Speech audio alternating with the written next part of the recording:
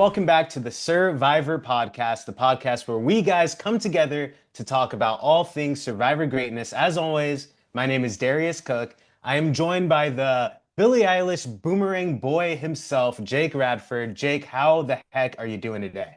Darius, thank you for calling me by my full name. I really appreciate it. I'm doing great. I'm excited to talk about the Survivor 49 finale. I thought it was a really, really good one, so I'm excited to dive into it with you and get your thoughts. Yeah, I thought this was an awesome finale. Honestly, when we go back and compare it to other seasons, I don't know how it's going to stack up, but in terms of my sheer enjoyment, I was on the edge of my seat throughout this entire finale. It may have ended in not the most, perhaps a little bit of a predictable outcome, but I think that they had a very fun finale regardless. Yeah, I completely agree. We talked about it in the last episode. The person that we expected to win ended up prevailing, so there wasn't necessarily any zigs where we expected zags, but maybe the path to get there was a little bit unexpected. We had someone win an immunity challenge that had not won a single individual immunity challenge throughout the beginning part of the season. So yeah, it was interesting, and yeah, we'll dive into it from the jump. Where do you want to begin? Yeah, well, first off, before we're gonna recap the episode just a little bit here, but I want to start off by giving the flowers to the official winner of Survivor 49. Savannah had an amazing win. What a finale and what a dominant win overall for this season of season 49. Yeah, for me, Savannah immediately jumps into the Mount Rushmore of Survivor New Era players. I thought she played a dominant game right up there with Dee and Kyle from 48. I mean, there are some really great winners that we've had, especially throughout all of the New Era, but especially as we've gotten into the later seasons of the New Era. I think it's found its stride, and I think the winners of each season have really figured out how to play the new era game in an exciting way. And Savannah, certainly no different. She was a really impressive winner. Yeah, absolutely. And I can't wait to really get into all the Mount Rushmore debates. We'll be getting into that in the coming weeks, of the new era competitors because I think there's some interesting debates to be made there. But without further ado, let's just go back into the episode and see how we got here with Savannah being crowned the winner of season 49. This episode, it kicked off immediately in to the scramble, something we've been seeing in the new era where they tell production comes, they tell the people on the beach, hey, there's an advantage somewhere out here on the island, go find it. And then everybody has to go scramble and go find where that advantage is for the individual immunity challenge. What do you think of this new trend in the new era for these scrambles to find an advantage on the beach? Yeah, I think it's fine. Like for me, it does feel like a way of the producers like filling time on a 90-minute episode. I mean, this case was a 2 hour long episode, right? Like you got a lot of time to potentially fill. And it does feel like this is there not necessarily to really make that much of a difference. I think we saw that in the challenge, the advantage that Sophie got from winning this scramble or whatever we're calling it was helpful, but it wasn't game changing by any means. And so like when I saw like what her advantage was, my immediate thought was, okay, that scramble, they really didn't want that to be like that meaningful. That was my initial thought. What did you think? Yeah, I'm with you. I mean, I can't help but feel like this was all filler content. I mean, the fact that it didn't really end up mattering in the challenge is one thing, right? But it feels like we've just spent so much time at the beginning of this episode dedicated to this section. Sure, it's fun to see people running around and compete in this way, but the outcome at the end of the day is arbitrary. Anyone could have gotten that advantage. It didn't feel like Soph specifically earned it, and then it ended up being a moot point, right? So as an entry point into the finale of season 49, I think it was a pretty boring way to step into it. And maybe, in hindsight, not the best choice that they could have done. I think my like overarching feeling about journeys or these little scrambles on the island is they've seemed to somewhat replace the separate reward challenge in the new era. Instead of having a separate reward challenge set up that, players aren't playing for immunity, we're seeing players go on these journeys, or we're seeing players have to run off into the forest and find something to unlock a chest. I don't know, whatever it might be, right? And I don't feel personally that it is an improvement. I would like to see separate reward challenges come back in a much bigger way in the new era, 51 and beyond. Mhm. Um, and use that to allow for some more challenge variation, right? If they have like a format of like, here's what we want the immunity challenges to be, and we've kind of seen it a lot at this point. It's the, obstacle course into the puzzle, and maybe they really like that for immunity challenges. Um, and that's fine, but we do need some challenge variation, and I think a separate reward challenge as opposed to a journey, as opposed to any of these other things that we've seen, is a great way to offer that. So that's my thought. Yeah, that's interesting. When we think about the new era, we think of our reward challenges really always ending in the sanctuary, right?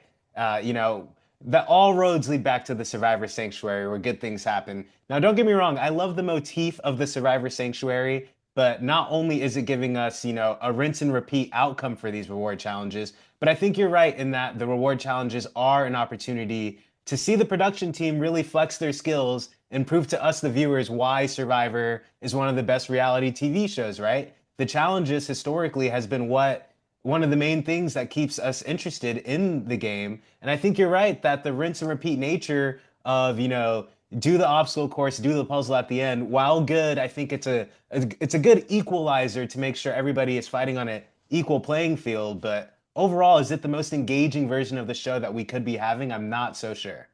Yeah.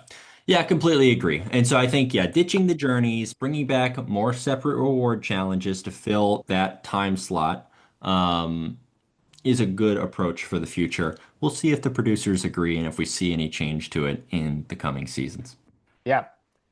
Well, getting back into the plot of the episode here, Soph does get this advantage. Like I said, it is a moot point because Savannah wins decisively. I mean, it's so decisive that we see the players, they're not even really trying by the end of the challenge. They've all more or less given up and are just watching Savannah, on her road to victory here as she wins the immunity challenge. And it's not even close.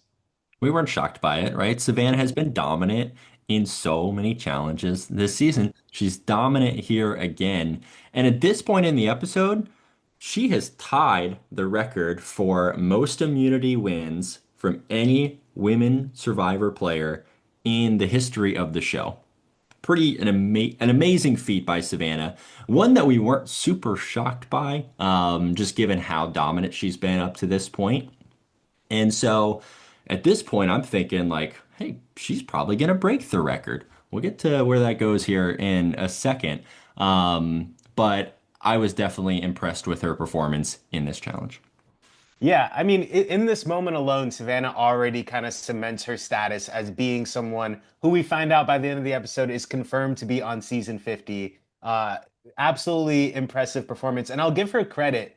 Up to this point, she's been a challenge beast, but it's been in these physical endurance-based challenges where it seems like they're catered towards her when you compare her physicality to the other competitors on the season, her core fitness, her focus that we talked about on our last podcast. But in this challenge, this was a drawn out obstacle course with an intricate puzzle, something we haven't seen her necessarily shine in before, but that she did with ease this episode. So she's really, when it comes to any challenge, I feel like she is considerably a threat in any direction, whether that be puzzle, obstacle, endurance, physical, whatever.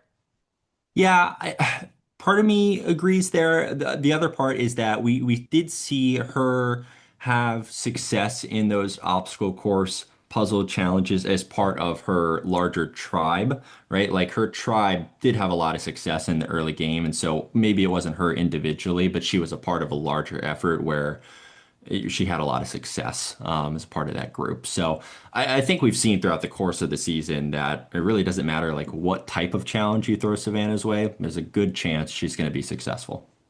Yeah, that's fair. That's fair. I got to give it, I mean, overall, while we just continue to celebrate Savannah on this finale episode, I got to give her credit because I feel like there's nothing that she does very poorly. I mean, the one thing that you could really point at to her game overall is maybe social relationships, but I think she's so poised that at the end of the day, when she makes it to the jury, she's able to handle that so well. But you know what? I think I'm getting a little bit ahead of myself here, Jake. The result of this immunity challenge is that Savannah takes Sage on the final reward of the season. The two of them go on a lovely date over to the sanctuary where good things happen. What did you think about this decision? Did you think she made the right call choosing Sage? Yeah, I I'm not sure how much it ended up mattering at the end of the day. So I'll tell you what my initial thought was when she took Sage was that I thought they were going to vote out Sage at that night's tribal council, and Savannah was using this as an opportunity to perhaps curry some favor with a jury member. I think there was perhaps a chance if Sage was sitting on that jury that she would have voted for Savannah. I could be completely off base on that, but we do know that the person that did end up sitting on the jury was never going to vote for Savannah, that being Christina. There Hmm. was no chance in the world. And so it was an interesting decision to take Sage over Rizzo or Sophie or Christina for that matter. But at the end of the day, I'm not really sure that it mattered much. Yeah, I agree. In that moment, so I thought it was a genius thing in the moment, actually. I thought that it was her doing jury management as well. That was my impression. Before we talked last week, so this would have been 2 Wednesdays ago, before the penultimate episode, I hopped on a live with Mike Humor Healing over on TikTok. He makes great Survivor content. And the point that he brought up was that, when Sage gets over to the jury, she's going to be, at least from the point of view of a couple episodes ago, she's going to be tearing Savannah's name down. It felt like Sage maybe had more personal vendetta against Savannah as a competitor, but I think this episode did a lot, and at least it showed us, the audience, that there is definitely more of a respectful relationship, rivalry dynamic between the two of them than anything. So, yes, in the point of view of that moment, I thought banger move from Savannah. She is sending Sage over to the jury with goodwill. Now, that being said, as soon as the reward is over, we see Savannah's unwilling to go for Sage. Rizzo and Soph ask her, hey, we want to go for Sage. And she says, absolutely not. I can't put her name down. It was surprising to me, but the reason that ended up being provided to us is that Christina is apparently incredible at making fires. This is not really set up throughout the beginning part of the season, I don't think at all. Someone will maybe find a clip of episode 3 where Christina would make a fire like really quickly. I don't know. But Christina is this incredible fire maker that no one wants to go up against, and suddenly she is Savannah's target for this vote out. It was unexpected to me. But Darius, what's your thought? Yeah, I was shocked. I was blindsided by the edit here. I had no idea that Christina had anything going for her game, let alone this knowledge that she was a fire-making beast, especially compared to everyone out on the island. I was absolutely shocked by this information, and I was even more shocked later on when we see that it seems like people haven't really even tried to make fire before. We even get a confessional from Savannah later on in this episode that she has never made fire once this whole entire season. What are we doing? We don't have enough time on our hands out here in the new era? Are you guys so busy that you don't have time to build a fire? What's going on here?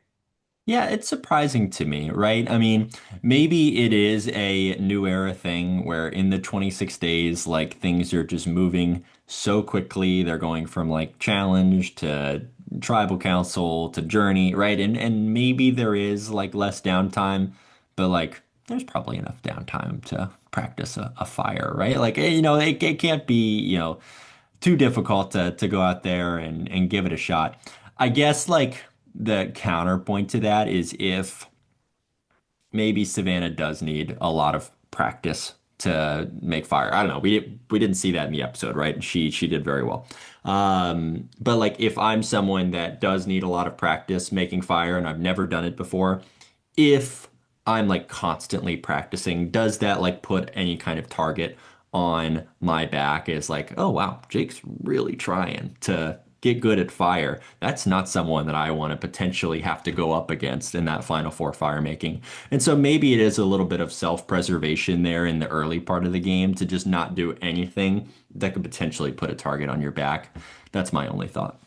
That is a fair counterpoint, and I'm sure if I was there too, I wouldn't want to be showing off that I can make a fire either. It makes sense. It makes sense. It is still shocking to me that they make it this far without the experience, but I definitely see where you're coming from on that.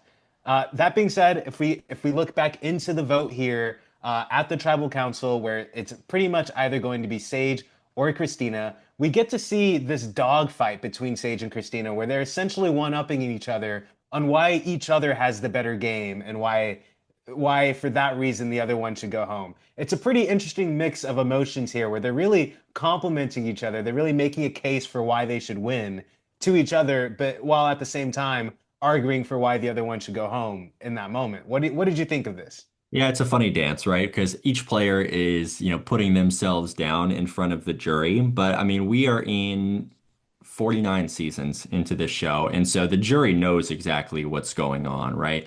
They know that this is posturing by each player. And, ultimately at the end of the day, I think it's seen as a good move from each player to put themselves down a little bit just to get themselves a little bit further. And it really is the final tribal council where, you know, you're able to speak a little bit more accurately and truthfully about how you feel about your own personal game and have that conversation with the jury. So I think everyone understands that while it doesn't look great in the moment, that this is a sometimes a necessary course of action for a player to take to just get themselves one step further.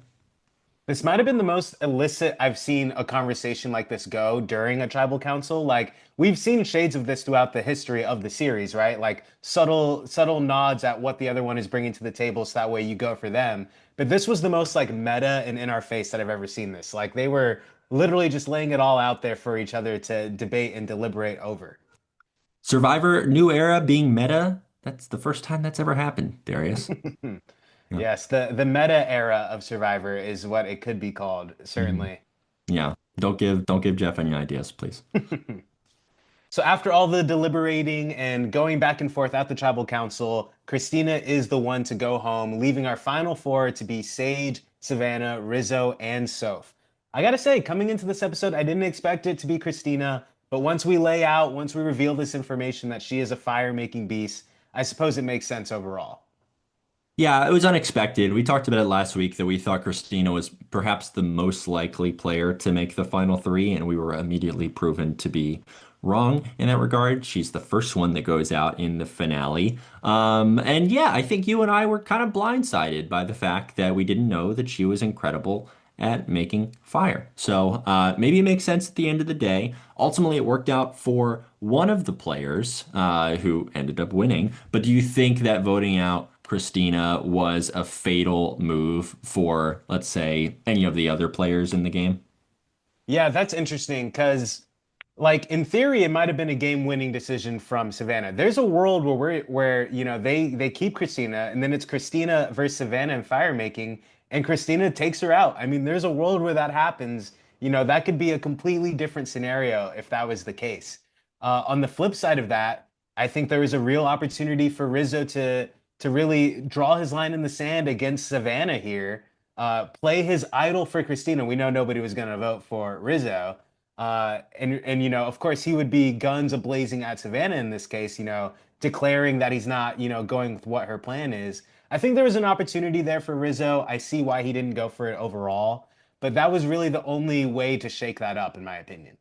Yeah, I think Rizzo, and we saw a conversation between him and I think it was Sophie, just trying to figure out which way that she was going to vote. And Rizzo basically said, like, hey, I have to vote the same way that you do. And so it did seem like Sophie was the one that was driving that decision, that Rizzo did want to vote for Sage there, as opposed to Christina. But ultimately, Sophie's decision won the day. Yeah, I think in a lot of ways the season can be defined as it being a lot of Sophie's decisions. I think a lot of her choices are very pivotal for a lot of decisions throughout the season. That being said, I'll get into that a little bit more later. After Christina's vote out, We get a brief interruption, a brief message from Emperor Trump, and then we're moving right back into the episode. I appreciate that they, put the text at the bottom that the episode will pause and continue exactly where we left off. I was a little worried about that, but I did appreciate that. And then when we get back, we're right into the immunity challenge. We hit the ground running. What did you think of the Final Four immunity challenge, Jake? Yeah, there's not like a ton to say about it other than maybe I was a little surprised that it was just yet another obstacle course and puzzle adjacent thing at the end. There was a puzzle, right? And then they had to use the track to get the balls into the hole. Yeah, it didn't feel super grandiose. It felt like any other challenge. And I thought that was maybe a bit of an odd decision. What did you think? Yeah, because we talked about this last week, right? You asked me the question, what do I think the Final Four challenge is going to be, especially compared to last season 48. They can't all be Samotion, right? That's the most like legendary one, I would say. But with all the mythos that they create around this Samotion challenge, I remember Jeff introducing the challenge saying a lot of Survivor greats have played this challenge and cemented their legacy with this challenge. And then we get into this one, and it feels like a challenge that could have been one where the tribes were separate. This could have been a pre-merge challenge, really. Yeah, and ending with that lever ball game. I mean, we've seen that in the pre-merge of multiple seasons be an aspect of the challenge. And so underwhelming, fun overall. Still fun to see the competitors run through it, but underwhelming compared to maybe what it could have been for the Final Four. Yeah, agreed. I feel like the Final Four challenge should be, I mean, like a centerpiece challenge. Samotion is obviously like a classic, but give me a big giant slide that someone has to go down, right? And then do something at the end of the course, right? Like give me something that is like crazy to look at, like a huge maze that people have to do blindfolded, or like we've seen incredible final challenges in the past, and I don't think this one uh makes that list. Yeah, I mean, this is the time to take a big swing, especially we're getting hyped for season 50. Like, we see them take big swings in this place. And so, yeah, I was a little disappointed that they didn't go for that during this episode. That So, I being mean, said, let yeah. me ask this. So, do we feel that any of the production decisions that were made throughout season 49 were potentially hamstrung by the fact that maybe some of the bigger ideas, the bigger budget was going to preparing for season 50 that would film just shortly after? I think that's a fair assumption because, as we know, I mean, they must have filmed very close together because, 50's already in the can by the time that, season 49 is airing. So that definitely makes sense that, with the production schedules being so close together, that it probably would have a major effect on the season before. People call the new era the budget era. So, with that in mind, I think it would be foolish as viewers for us to assume that there wasn't an effect with 50 looming in the background. Yeah, that's my personal feeling. Rizzo had an interview where he said he had 9 days back at home between season 49 and then going back out to Wow. season 50. I mean, so it is a really tight window, and it's not just a tight window for those players from 49 and 50. It's a tight window for the entire production staff as well. And so they have to really turn over the same islands, right? I mean, they're not going to a new location or anything where things are set up. They're using pretty much the same locations. And so there's a lot that needs to be done. I'm curious if they had a bunch of resources dedicated to 50 and they decided for season 49, we're going to kind of just continue with a lot of the same things that we've seen throughout the rest of the new era. Wow, 9 days is insane. That is wild news to me. I mean, that I wonder what the record is for someone, going back-to-back seasons. I know Russell had a crazy back-to-back run, but that's super interesting to me. And yeah, when we frame it like that, it has to have an effect. Honestly, now with that framing, I'm almost impressed that the season was as good as it was with all that in consideration, honestly. I think they still managed to have a distinct or at least at least an average new era season in terms of them pulling out all the stops, let's say. From a production standpoint, it's clear that Survivor has found the right formula for putting out pretty good seasons back to back in such a tight window. Now, whether it rises to the potential heights of some of those older seasons is, perhaps open to interpretation. But from like a purely like business and production standpoint, like what they're doing right now seems to work. Um, there is a expiration date on some of those where the viewers are going to start to expect something different, start to expect something more. I think we've already started to see that as we've reached the later part of the 40s. And so they're going to have to change it up here. We'll see if season 50 is the start of that. Not to belabor into the tangent for too long, but it is an interesting conversation because when you think about it, I think with the new era, I think you get less low lows and you get less high highs for this more middling, pretty good product, right? I don't think any of the seasons in the new era have been fantastic, outstanding, legendary, must watch seasons, but they've all been pretty good. I think you're right about that. And it's hard to blame them because, this production schedule that they've landed on and the way that they save money and everything. I think it was necessary for the survival of the series of Survivor at one point with the 40s, with COVID, budget cuts, all that kind of thing. But right now, what was their survival might be their undoing ultimately if they aren't able to pivot away from it at least a little bit for the engagement of us viewers. Agreed. Jumping back into the challenge here. So, like we said, it's another obstacle course kind of challenge. Coming into this, I definitely thought that Savannah, if she wins this challenge, she wins the season. That's it. Pack your bags. It's if she wins, this is all over. There's no doubt if Savannah clears the record and has her safety into the final four fire making that she would win. That being said, Soph out of nowhere ripped through the final stage of this challenge and pulled out an upset against Savannah. Soph won the final four individual immunity challenge. What did you think about that outcome? I thought there was no chance. She was so far behind everybody else. Yeah. I was like, Sophie, I think you can get under the little bar in the sand. I mean, you had plenty of room. And she eventually gets through, and then she just breezes through everything else. She puts that puzzle together unbelievably quickly compared to everybody else. And then it seemed like everybody else was kind of being somewhat ginger with the ball track. I don't know what you would call that. And then she is just going full out at it, and she finishes it unbelievably quickly. Was really impressed with Sophie. She maybe needed that win to avoid Final Four fire making. I don't know. What do you think? Do you think if Savannah wins that challenge, and again, not to belabor this too much, Savannah wins I think no matter what, right? If she wins that final challenge and puts herself in that final tribal council, I think Savannah wins. But I do just think as like a side quest here, like it's interesting like who she decides to put in fire. Who does she put? Does Sophie end up in fire if Savannah wins? Well, that's interesting because we see Savannah being very upset with Soph that Soph, wasn't welcoming conversations because that tells Savannah that Soph is actually considering putting her in fire. And Savannah is offended by this information. She says, "We've been working together all this time. You're my number one. You're my girl. How could she possibly do that?" She was really offended by that. But if she was in the same position, would she not make the same choice?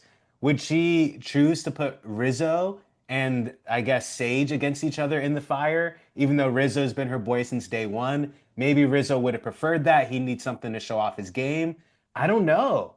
That's an interesting question. You could really look at it in any kind of point of view. Either way, Sophie wins the challenge, and she's left with a pretty interesting decision. Ultimately, I think she makes the right one. She elects to put Rizzo and Savannah in the final four fire making against each other. But she goes about it, and you hit on this already. She goes about it in a kind of interesting way where as soon as everyone hits the beach after the final four challenge, she tells everybody, "Hey, I don't want to talk to you. I'm going to make this decision myself."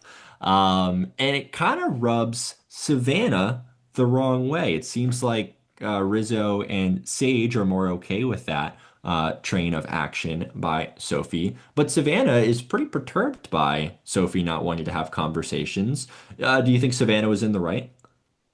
It's interesting. I mean, from a viewer perspective, these are conversations that I like to see. I think it's always fun in the Final Four. Even in Survivor 48, the most previous season, this led to one of the most memorable moments for me between any players, and that was the conversation between Kyle and Camilla, where they were working together this whole time, and Kyle has to break the news to her, like, listen, I'm putting you in the fire. I'm not going to take you to the end. You're going to have to earn it if you get there. I like to see those conversations. So as a viewer, I was on Savannah's side for sure. As a game player, I mean, hey, for the Final Four immunity challenge, whoever wins is queen or is king for that episode. You know what I mean? That's the narrative that they've formed around it in these last seasons where the Final Four fire making has been on the table. I think whoever wins that challenge, they get to lord over the rest of them however they choose to. And so I say fair enough from Soph, even though as a viewer, it's not maybe what I would have wanted to see. Is this a case against Final Four fire making that it could result in situations where the person that wins the immunity like doesn't even need to have the conversations, right? Whereas if there is a vote at Final Four, you're inevitably going to have conversations. You're going to have people pitching their case, and maybe it creates a more strategic portion of the episode. What are your thoughts? I always go back and forth on Final Four fire making and whether or not it makes for a better product for Survivor. Because, on one hand, like what you just alluded to, if you take that out of the equation, I think that we are having more dynamic conversation, more dynamic votes, and probably more surprises just going into these votes. Having the Final Four on the table incentivizes groups to work together because they can say, hey, we can work together all the way to the Final Four, and then we'll see what happens, because there's this element of it being out of your control at a certain point. And I don't think that leads to more engaging or dynamic conversations, but the trade-off is this cool moment at the Final Four fire making, right? That's kind of the trade-off that we're getting here. So yeah, to answer your question, I guess I'm gonna say I'm not sure. And I think that the only thing that we could possibly do is have it up in the air whether or not a particular season is going to have Final Four fire making and it be something that contestants have to guess about, not expect. Well, and my personal viewpoint on it is, Final Four fire making is always there. When it is forced and we know that there's going to be a Final Four fire making, it takes away the possibility of there being a surprise 2-2 vote, right? I think there's such an opportunity for that shock that, oh, I didn't expect to have to fight my way into the final three making fire. But with the forced Final Four fire making, maybe I'm misremembering this, but it does feel like we kind of get into that final tribal or we get into the Final Four tribal council and generally, the players already seem to know the decision that is going to be made. They're like, okay, I pretty much know that, like, they told me, right before we headed out here that I'm going to be making fire tonight. And so we lose that element of surprise. And so I think that is one thing of a handful of things that maybe we can discuss on a later date that is lost with the Final Four forced fire making. Um, we don't have to talk about it too much here, but that's not my favorite. Yeah, and honestly, I'm as we're talking about this, I'm realizing this could be a whole podcast about Final Four fire making because yes, there's many other points and roads that we can go down. But let's zoom back in a little bit. Earlier, Jake, I alluded to this notion that you could define the season by a collection of big decisions by Sophie, right? And the reason why I say this is, especially in the most recent episode, the whole talk throughout the whole episode was who is Sophie going to use her knowledge is power advantage on, right? Is she going to stick to the Tres Leches or is she going to turn on them? In this episode, we have another big decision from Sophie, and I, from my couch, was really debating this from her point of view. Going into the Final Four fire making, should she allow Savannah the opportunity to display off another reason why Savannah is so awesome and allowing her to perform fire making if we know that she's probably going to make it past it, right? Or should she just take Savannah with her just to sit next to her at the final tribal and not give her this chance to show off again? It's an int Looking at it, I would say it's a real Sophie's choice. Yeah, sorry to step on your pun there. I think that this is an easy one for me. I think it was clear from our perspective that Savannah was winning if she made the final three. And so the question for Sophie really came down to who does she feel has the best chance of beating Savannah in fire making, right? And that really came down to either herself, Sage, or Rizzo. She went with Rizzo. Rizzo did display a lot of confidence, although it seemed like he didn't really make a ton of fires. Like listening to interviews with him, like it wasn't like this was like the first fire that he had made, or ended up not making at the Final Four fire making challenge. Mhm. And so he had some experience with it. He had a lot of confidence, probably more so than the others, just based on the edit and what we saw. And so, yeah, puts up Rizzo there as like the best chance to beat Savannah. And then I think if it's a final three of Rizzo, Sophie, and Sage, it could really be anyone's ball game. And so, That's yeah, I true. think Sophie made the right decision, just didn't go her way. Yeah, that's fair. I agree with you. I think she landed on the best case scenario kind of decision here. And for what it's worth, for us as viewers from episode one, we saw that Rizzo and Savannah have been working together. They've been in lockstep. There's not a single vote that they didn't work together for. And so seeing them have to go head to head against each other, it was definitely a cinematic moment. And especially going into this moment, Jeff is dropping this history lesson on the history of Final Four fire making and the legacy and the potential power that it can hold. He really set up the stage here for Rizzo and Savannah to go and have a big battle. What did you think of that setup? That part made me laugh. He's talking about Chrissy Hoffbeck when we surprised her and did something that none of you in the audience liked and stole the win from her in that season. And then don't forget Chris Underwood in season 38 when he came back and again none of you were happy about the way it shook out. It was just funny. It was like a reminder of like all the times when like Final Four fire making has led to a result that like the audience was not super happy with. Yeah, Uh, like the most controversial moments yeah, is what he's recapping. I was like, that is not necessarily the reminder that I think people needed. But maybe in the back of his mind, he's talking about Chrissy Hoffbeck because he already knows that she's coming back for 50, and that's an opportunity to remind the viewers, right, of her journey and why she'll be fun to watch on the next season. And then, for Underwood, I guess like tune into the challenge or something. I don't know. Yeah. Yeah, but I mean, what did you think of the duel between Rizzo and Savannah? I did really like I was really invested in this, honestly. I like that they've worked together all this time. I like that they're forced to go head to head. And I appreciate the banter just between them as friends and competitors. I just enjoyed it a lot. Obviously, Rizzo didn't quite stack up against Savannah here, but per usual, Savannah came out on top in a pretty dominating fashion. But what did you think of the challenge overall? Yeah, their relationship has been so fun throughout the course of the season. So this did feel like a truly cinematic ending for the two of them in this season. Like personally, I think both of them are great communicators, and it would have been really fun to see them go toe to toe in a final tribal council. I think they would have taken the gloves off even more than we saw in the final tribal council and gone at each other a little bit more, just given who they are as players. Yeah. And I think both of them would have been like completely cool with it, and still been like friends after.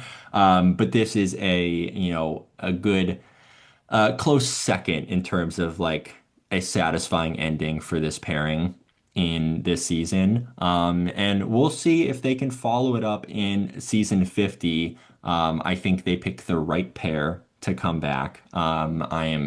I've been a fan of them since day one in this season. And so while it was sad to see Rizzo's exit, I think he has a lot to be proud of for the way this season shook out. Yeah, and like when I was talking about earlier this episode when we talked about Savannah getting her fourth individual immunity win, in that moment that cemented to me, okay, she deserves to be on 50. There's no doubt about it, right? In a similar fashion, even though this wasn't Rizzo winning, on his way out, his tongue-in-cheek nature of talking to everybody out there, of playing with Jeff, and the huge smile that we saw Rizzo put on Jeff's face, where he requests him to call him Riz God on his way out. I mean, I there was no doubt in my mind in that moment that Jeff wanted to see this kid come back. I mean, when you can make Jeff smile like that, you know you're doing something right. Yeah, I wonder, like, was that the moment where Jeff's like, we got to get this guy on. We got to get this guy on the next season. We got to get the Riz God on. Um, Maybe. I mean, we've seen that Jeff loves kids with chutzpah. You know, he likes people that like to challenge him a little bit and people that take the most advantage of being on camera as possible. yeah. And Rizzo did. So kudos to him. I thought it was a great Final Four fire making. Savannah obviously ran away with it at the end of the day. But Rizzo had a fire at the end. It wasn't like he was, completely useless out there or anything like that. Like Yeah. it had a chance to go either way. But uh, but yeah, I think we ended up with a final three that was still pretty exciting.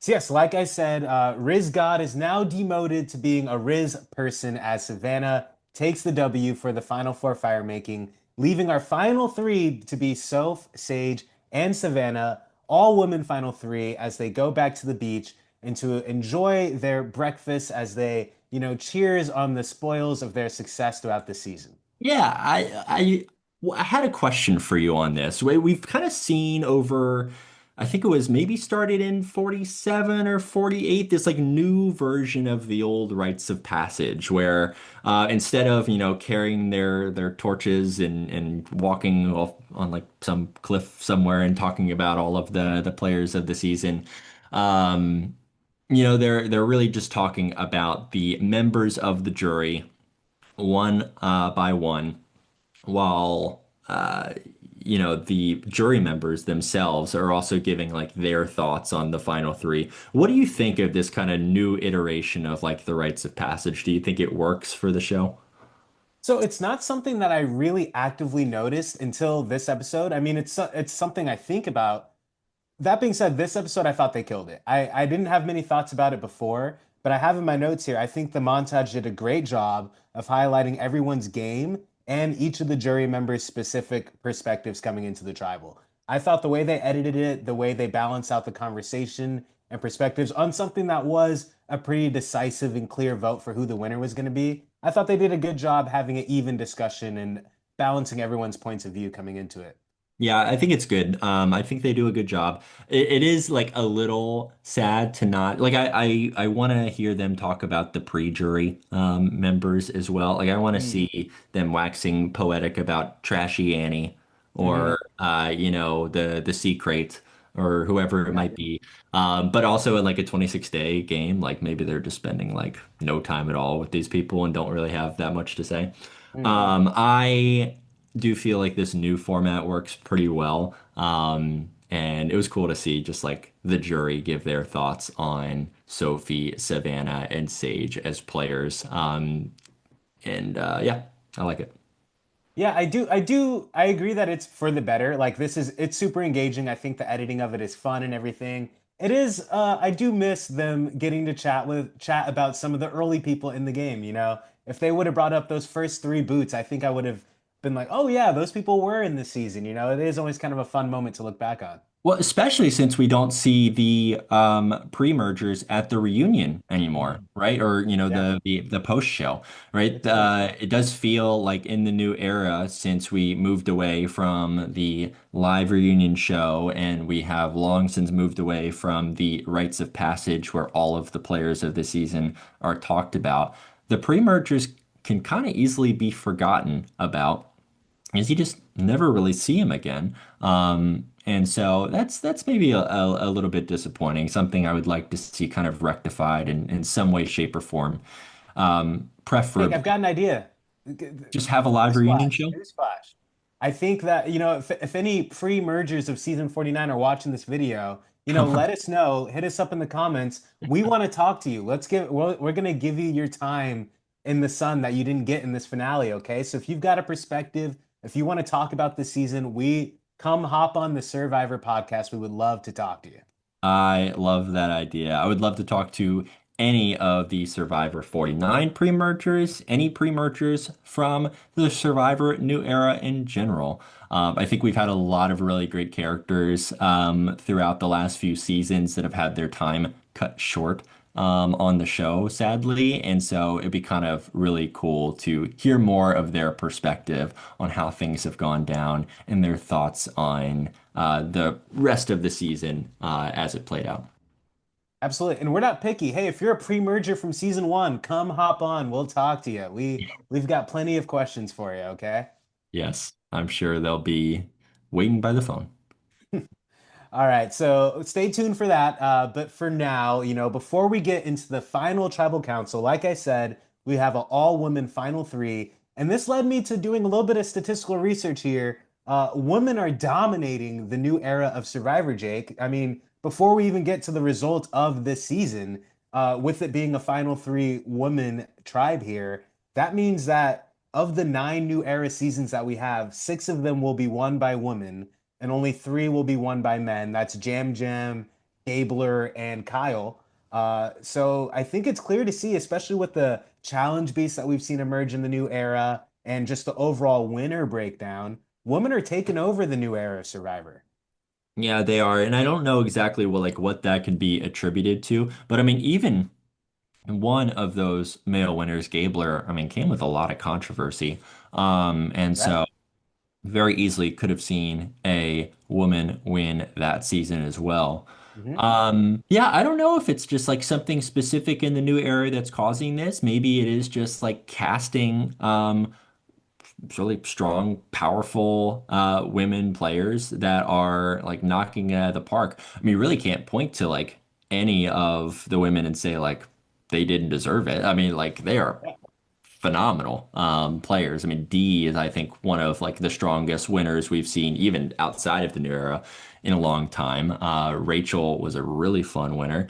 And then I think you got Savannah is like one of like the, in my opinion, and I know she's divisive, but like one of like the best villains that we've seen in Sure. Survivor in quite Yeah. some time. And that's an archetype that I think can get kind of unfairly attributed to women from time to time. I think you see like a guy do a lot of the things that Savannah did, and maybe it's just seen as like an aggressive player that like is really passionate and really cares. But as soon as like Savannah, who's a woman, does it, like she's really divisive and such a villain, and oh, I can't stand her. Like she's playing hard. I love it. I would love to see even more players like Savannah as we move into the new era. So yeah, I say bring on more great women Survivor players, and we'll see if the men can keep up in the seasons to come. Yeah, I do. I have, as the creator of the SirVivor podcast, I have a lot of thoughts about women performing greatly in the new era. I attribute it to the overall game design. I think with each passing season gets more fair and fair in terms of the types of challenges that they set up. And I think in the past that they leaned a little bit more towards just raw physical strength. I think Survivor's always done a good job at trying to make it an even playing field overall. But I think as each season has passed, I think that challenges have even geared more towards just being fair, let's say. And I think because of that, and because in the year of 2025, we just have a lot of badass women that are ready to take the crown, that's where we've seen women kind of emerge more so in the new era than we have the old era. But yeah, I think it is down to casting as well. I think casting, that's one thing I will never criticize the new era for, is I think that the casting is on point. Maybe not everyone's a winner, but for my money, the amount of players and characters that we've gotten in the new era, I think that casting has just been fantastic, honestly. Yeah, I I think completely that that's agree. a reflection of that as well. Yeah, I completely agree. And kind of just like building on that point, I think you saw with a lot of older seasons, if there was a duo or a trio that included one woman, generally the men were seen as like the leader of that from like a strategy and physical standpoint. And I think in this day and age and in this new era of Survivor, we're seeing that really flipped on its head where the jury, whoever it might be, is a lot more open, and rightfully so, because a lot of times it's factual that like the woman is the one running things, and it might be a Yeah. partnership, right? But it's seen as an equal partnership and not something where the man is dominating. And so I think, yeah, we are seeing a more equitable game in terms of challenges, but also this the viewpoint of the players who are ones making the decision and casting their vote for a winner at the end of the day. Yeah. Absolutely. So like I said, final three, all women, badass. As we go in, one thing that kind of caught me off guard as we see our three jury, or excuse me, as we see our three contestants coming into their final tribal council, Sage spawns these jeans out of nowhere that I've never seen her wear this whole season. Where did this style buff come from? What is going on?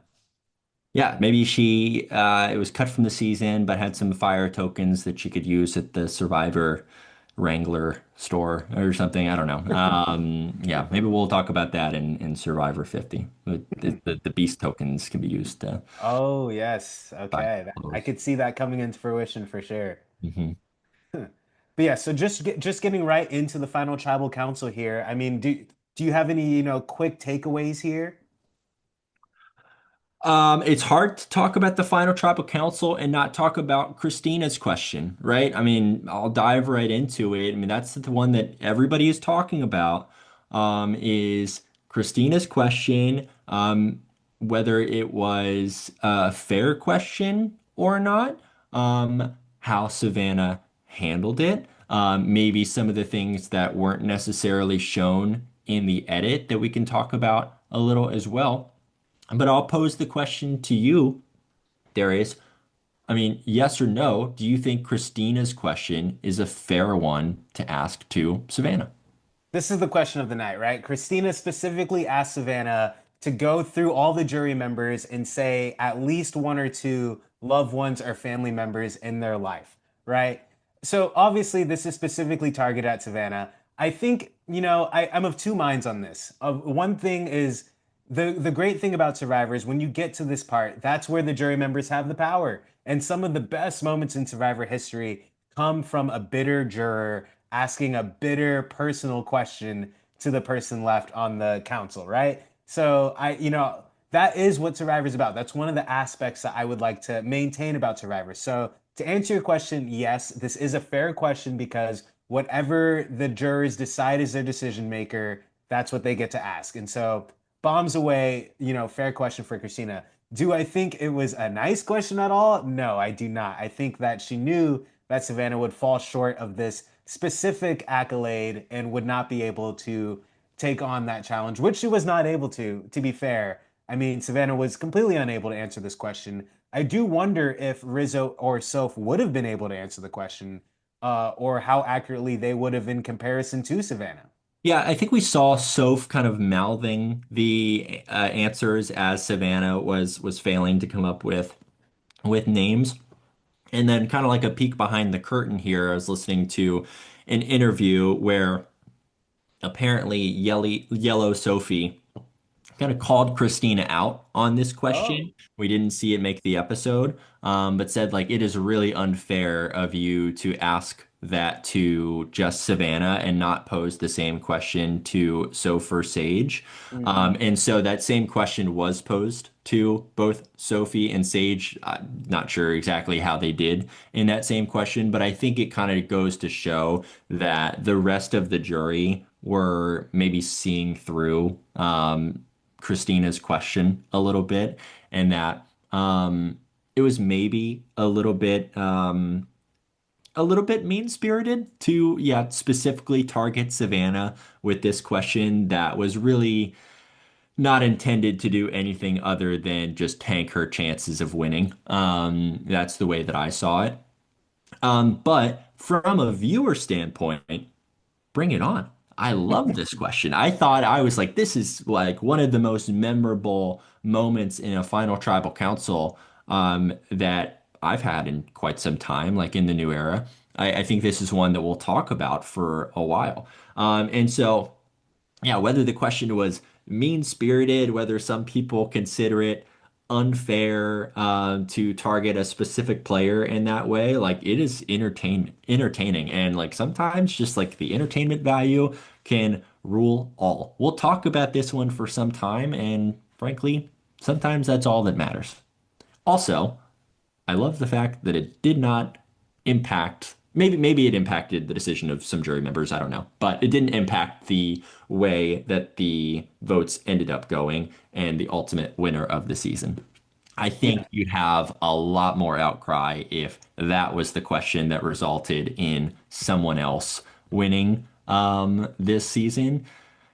Man, that would be a controversy. But how it shook out, I love it. Ask more questions like that. Every single jury member should ask a question like that all day. I love it.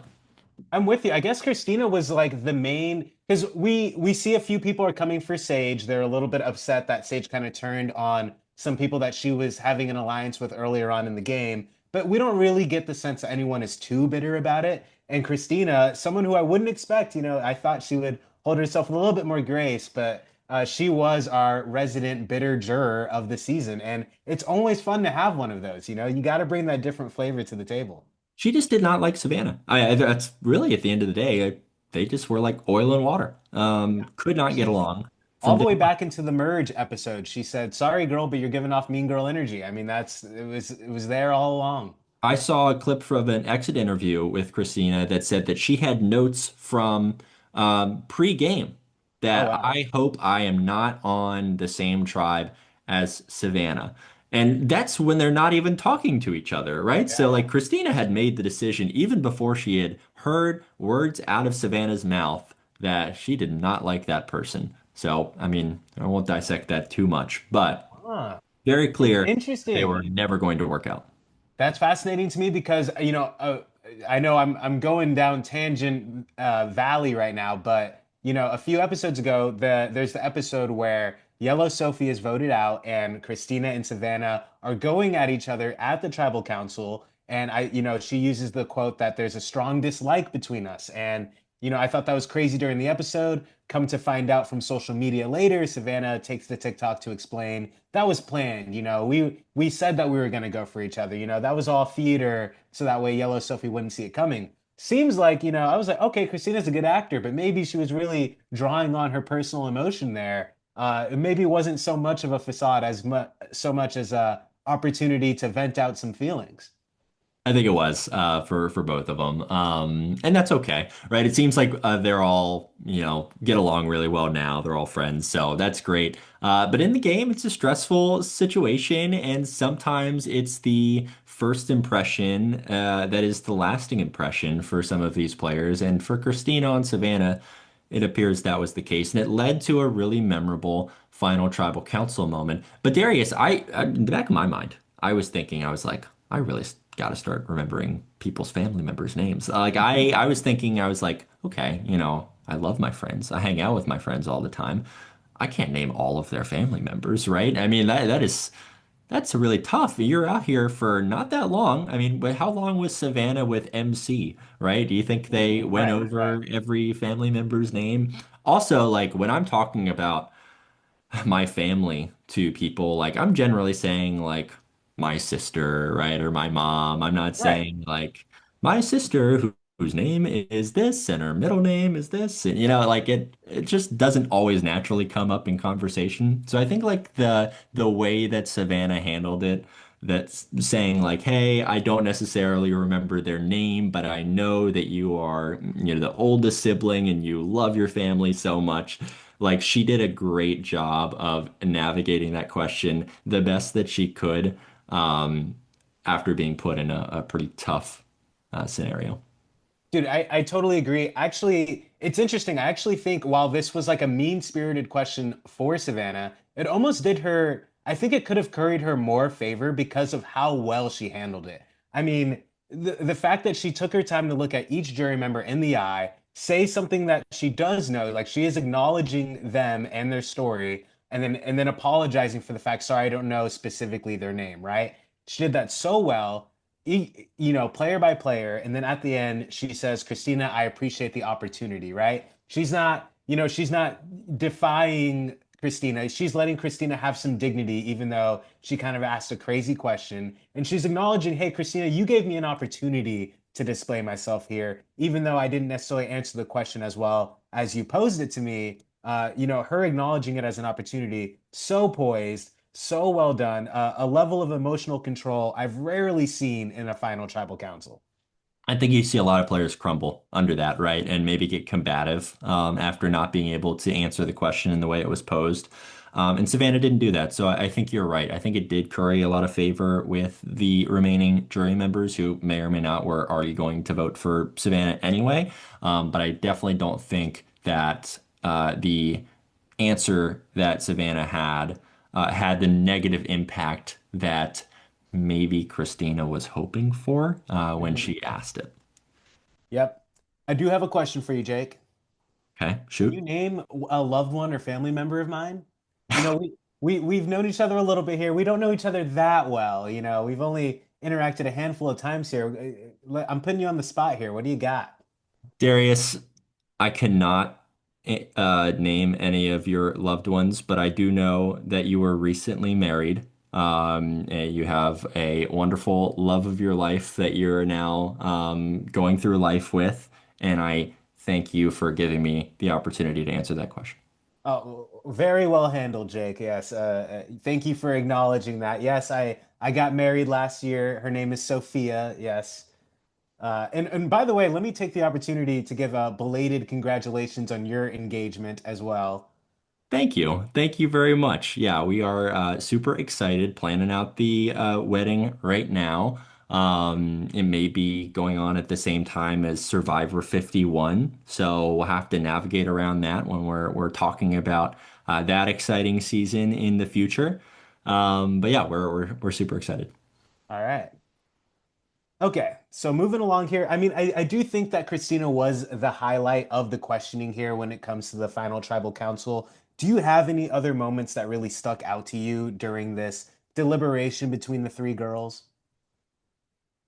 You know, I thought Sophie and Savannah were kind of going back and forth with each other in a really entertaining way. It was clear that neither one of them were going to hold back and were kind of viewing it from what it seemed like for me, kind of viewing it as like a two-person race, which perhaps it ended up being at the end of the day.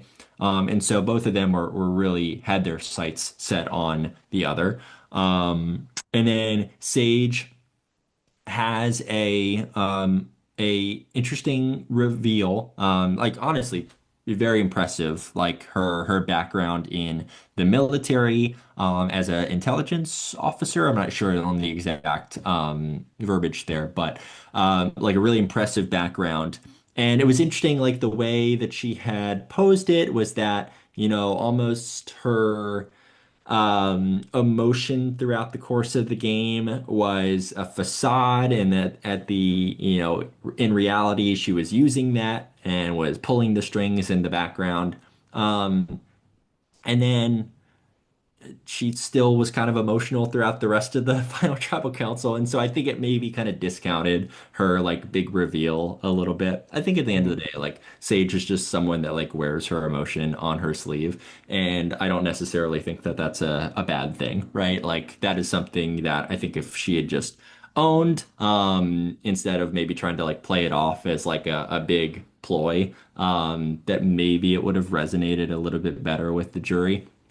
That was my takeaway. Yeah, that's always, I think it's really hard to claim that you were playing into a version of yourself to manipulate people. Because I think that is true of everyone on some level. Like, I think on there are days out there, there are moments where she's leaning into this quirky emotional version of herself as a form of, politicking. But that's such a hard thing to claim because where is the line, Because at some points you're obviously, it's just genuine emotion, right? You can't claim that every emotion that you felt and displayed out here was fabricated, right? That's impossible to claim. So while I believe her that that was a part of her game, I think that's almost an impossible thing to claim at a final tribal council. Her reveal was good, and I actually do think that Sage had about as good of a final tribal councils as she could have had. And it was interesting once she revealed her background in the military. she continued to use that to frame how she answered her questions and kind of frame her perspective throughout the game. So like I said, I think she had a fantastic final tribal council. I just think unfortunately it was up against a Titan that she was never really going to be able to take down. Yeah, I tend to agree. Let's talk about Sophie. Sophie also had, I thought, a pretty good final tribal council.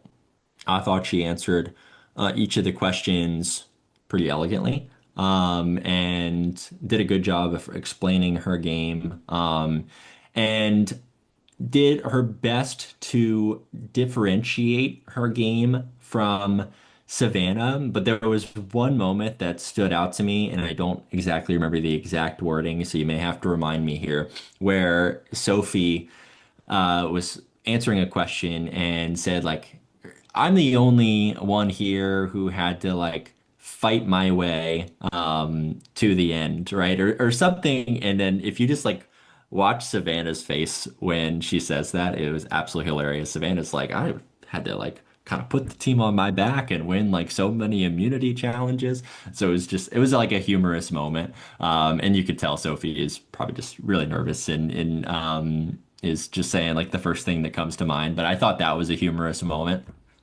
Um, Moving back from the humorous moment, I was a little bit surprised at the votes that Sophie picked up and the votes that she didn't. I kind of expect Alex to be a vote that was definitely in Sophie's corner, and then Alex ends up voting for Savannah. Did that surprise you at all? That did. I also thought that going into it, Alex was a lock for Soph.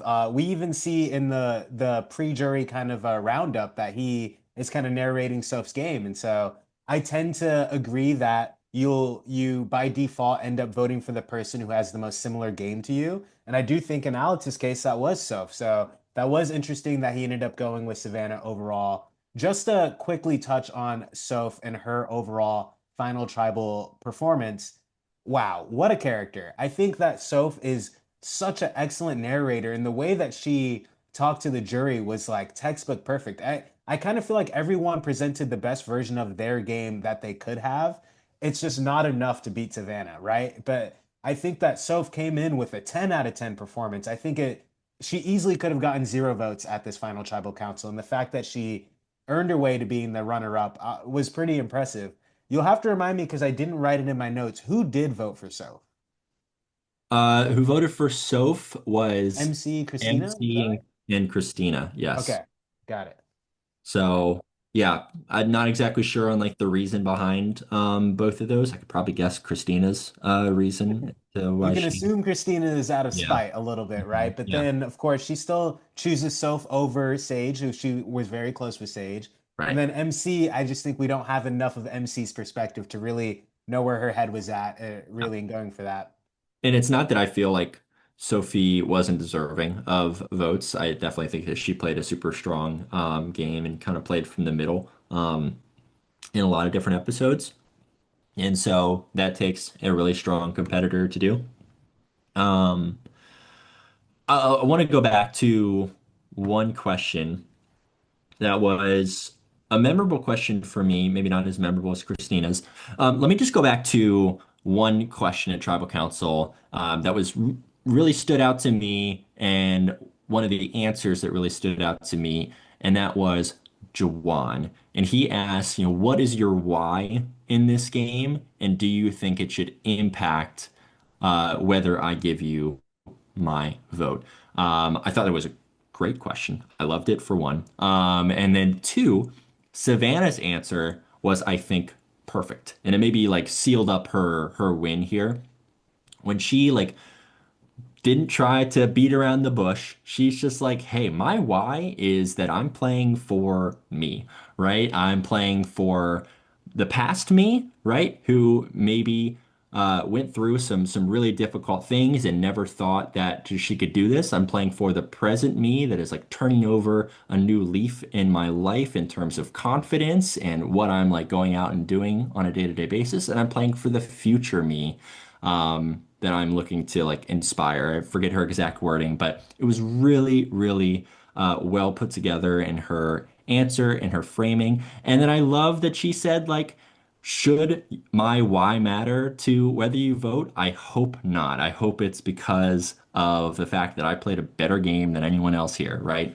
And more words and better put together than what I just did right there. But I thought that was the answer that really encapsulated what I saw from Savannah throughout the season.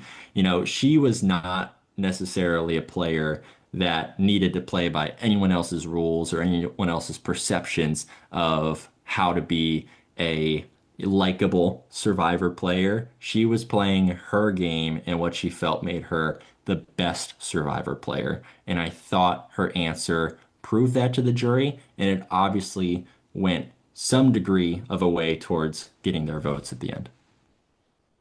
Yeah, that was honestly a great question from Jawan. A lot of the times, the questions I don't feel like are that engaging, but Jawan asked a banger question there. What is your why, and should it affect it? Is like really great. Because at first, when Savannah was answering that question, I thought, uh-oh, she's not handling this well. I felt like she was kind of rejecting kind of the nature of what that question is. Because what I expected out of that question is, who are you doing this for? You know, what is your story? I kind of expected that to be the outcome of it. And I was like, okay, she's kind of like rejecting like the heart of this question. But then when she lands on, do I think that that should affect it? No, I want you to look at my game specifically, not my why. Even while she was still able to give a pretty decent why answer, chef's kiss. I mean, she is such a poignant and great speaker. You know, I was actually questioning whether or not it made sense for Savannah to hide the fact that she is like this reporter, right? Like, is that really this threatening, occupation to have? But now that we see her skills at this final tribal council, I might say if you're a future reporter survivor player, keep that under lock and key because clearly that was doing her some favors in terms of, being poised and answering these questions. You know, it's so funny because some people lie about their jobs on Survivor. They lie about being a lawyer or a doctor or whatever it might be, right? And Savannah, like you just listen to like one of her answers at Final Tribal Council or like any time that like Jeff came to her with a question, like it was impossible to hide that she was a reporter. Like everything that she said, I was like, man, I feel like I'm watching like, Channel 6 at 9 o'clock, right? Like, it was, she's a news reporter through and through. And it obviously, helped her in this game and didn't hinder the fact that everybody else knew about it. Now, granted, she won all of the immunities, and maybe they would have voted her out. So if you are a news reporter that is really good at winning immunity challenges, then you can tell everyone. But if you're not good at immunity challenges, keep it to yourself. Yep. Okay. That's the lesson to learn here. Okay. So we do get a moment where Steven gives us one extra analogy in the moment of the finale. Did you catch this moment? I know you love Steven and his analogies. Oh yeah, I loved it. I feel like he is like just doing it for the bit at this point. Like, yeah, you get like one sentence at Final Tribal Council, you get your one question, and like he's like, I'm getting this analogy, and this is my brand. It made me chuckle. Steven never changed. Yeah, that is Steven's legacy for Survivor at this point. If he returns in some future iteration, we have to see all the analogies possible. Yeah. I would love to see a season where you got Steven and Drew Basile and all of these people that give Allison, really great analogies. Yeah, and like Survivor Oops All analogies season. I think the fan base would love that. write it down, send it to Jeff, send it to Mr. Beast. That is a great theme for a future season. Yeah, exactly.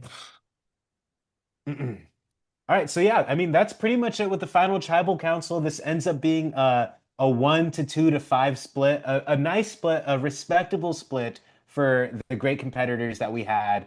But yet another decisive win for Savannah, a well-deserving win as well. Do you have any other thoughts on this final tribal council, or maybe this season as a whole? Before I want to touch on the after show a little bit, but any other thoughts that you have on this before we jump over to that? Yeah, I think we've talked about the fact that we've really enjoyed this season. This season has been divisive. I think it was always going to be the one before 50. I think it was always going to be a tough sell for people, and especially the fact that a lot of the like hardcore Survivor fan base was spoiled on the fact that both Rizzo and Savannah were going to be on 50, and so that took away a lot of the excitement of some of the episodes. We knew obviously that Rizzo and Savannah were going to survive to a certain point in the season. And so for me, despite all of that, I really enjoyed this season. I think it got off to a really slow start. And the pre-merge was not my favorite, but I do think the post-merge puts it into maybe the top half of new era seasons for me. I'd kind of be interested to go through a ranking, and maybe that's a podcast in the future of new era seasons. But for me, I really enjoyed it. What do you think? Yeah, and I think I agree with everything you said. Like, yes, as an intense Survivor fan, it takes a little bit of the wind out of the tires, or wind out of the sails, if you want to say, knowing that Rizzo and Savannah were confirmed. I knew this before the season even had a trailer for season Yeah. 49, right? So, yeah, that spoils a little bit of the fun, but I agree, especially post-merge, this will be a season to remember for sure. Maybe it's recency bias. Obviously, I've been on the high of this finale for a few days now, but I struggle to think that another New Era season will be quite as memorable as this one was, at least in the back half. And talk about Survivor history. I mean, not only do we have Savannah with her awesome win overall, dominant win, tying the record, we have history in the form of Rizzo and how he used his idol. You know, big moment with the knowledge is power advantage. Overall, I think there's some really big moments in the season that will be remembered and referred to in the future of the franchise a lot. Yeah, I think this season will play better on rewatch when it can just be binged all in like one go, right? And the early part of the season was a little bit of a slog, right? But if you can watch those episodes and get through them like back to back, right, and get to the post merge that I thought was, good to great, then I think people are going to view this season a lot differently and a lot more positively. That's my outlook on it. Yeah. So a good season overall in our inaugural season into the podcast space. One I'll certainly remember for a long time. Before we head out, Jake, I want to talk a little bit about the after show. I think it's cruel. I'm over the after show. I think that having these players who didn't win have to sit here, justify the decisions they made throughout the game, and talk about their perspective with humility while the person who just beat them is right next to them. They're drinking champagne, they're drinking pizza, they're eating pizza on an empty stomach. I just don't think that this is the move. What do you think about the after show?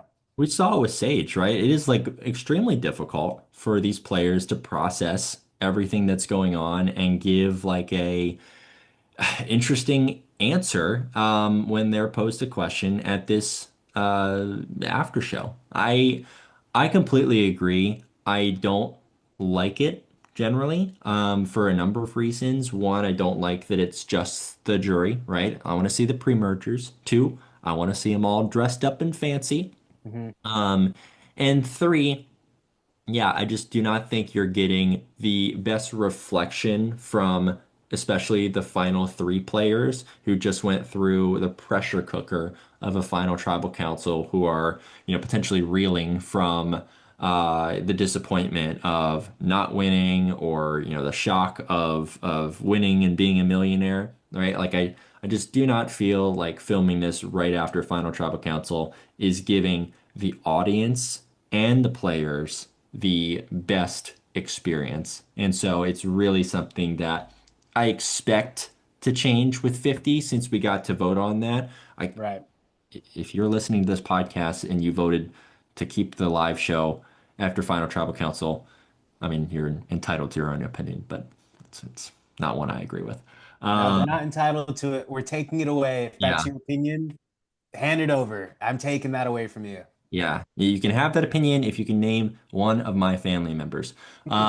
But yeah, so I expect it to change with season 50, and honestly, I expect it to change beyond as well. I think this was an experiment and one that I hope to see uh, reach a permanent resting point. Yeah, on paper it's interesting. Oh, they just voted, like, let's get their raw reactions. Like on paper, I see that being an interesting take. That being said, I really what gets me is the cruelty of it. Watching Sage break down, it's just like she really shouldn't have to. have to process her emotions in real time like this and have to give a poised answer with the cameras right in her face.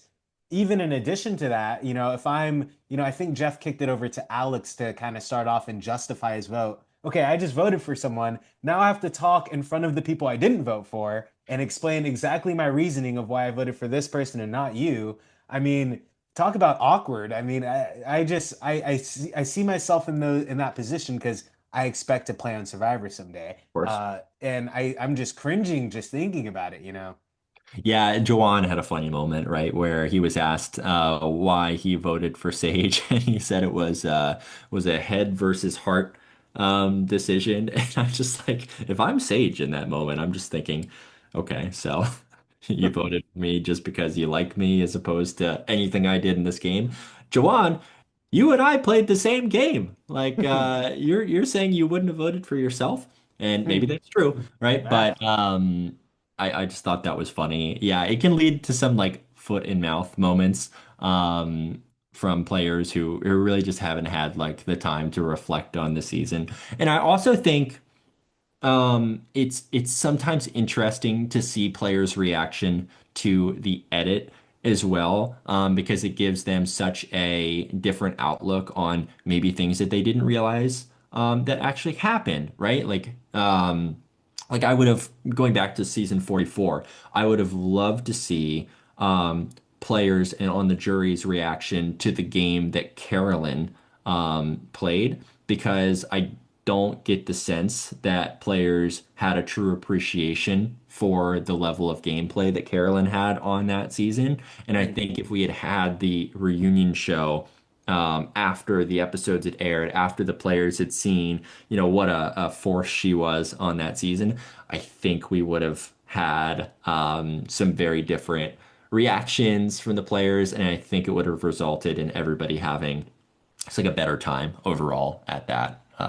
live show. Yeah, no, I totally agree. And we get such a more unique perspective that way after, months after they've filmed this, they've gotten to see the edit, all of that good stuff.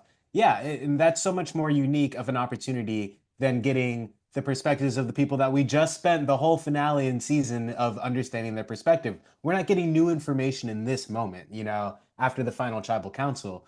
Cut to a little bit later, we can actually get something interesting to sink our teeth into as fans.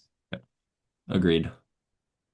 But yeah, Jake, I think that is going to pretty much bring our time to a close here. In our next video, we are going to be talking all things Survivor 50. Obviously, there was a huge mic drop moment. We've got Billie Eilish, we've got Jimmy Fallon. We have a lot to get into with the Survivor 50 trailer. But closing thoughts on Survivor 49. How will you remember this season? It's hard to even think about Survivor 49 when I'm over here thinking about what a Billie Eilish boomerang idol is. But no, so in all seriousness, Survivor 49 was, I think, a middle of the road new era season. But I do feel like it ended on such a strong note and had some of the best characters of any new era season that I could remember. So I do feel like while it had its ups and downs throughout, I think we'll be able to point back to a number of players on this season and say, like, I'm excited for them to come back, or man, they really should bring back that person. That can't be said for every season, and this one I do feel like there's a lot of people that I really enjoyed watching throughout.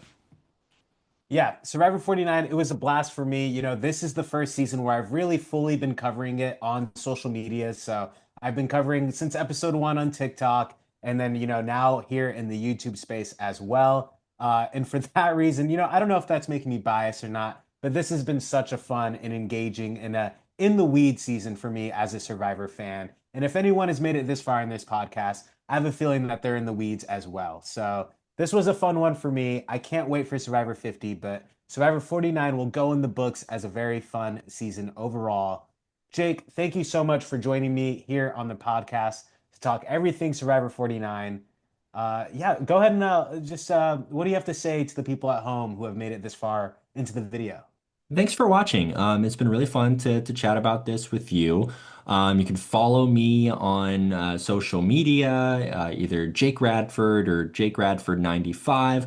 Follow Survivor Orlando on YouTube.